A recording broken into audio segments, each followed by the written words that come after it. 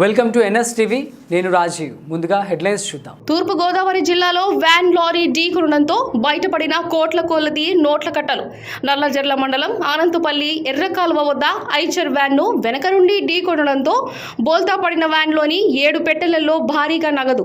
హైదరాబాద్ నుండి మండపేట వెళ్తున్న chemical powder van తిరుగుబడి అందులో ఉన్న బస్తాలో 7 అట్టపెట్టెలు లభ్యం కావడంతో పోలీసులు స్వాధీనం చేసుకుని టోల్ ప్లాజా అడ్మినిస్ట్రేటివ్ భవనం వద్దకు తరలించారు.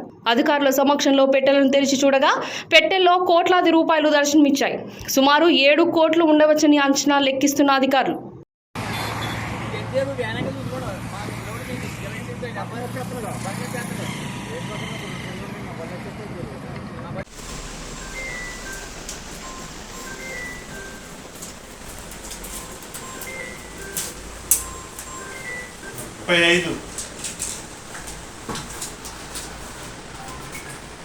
పెడతారు కదా.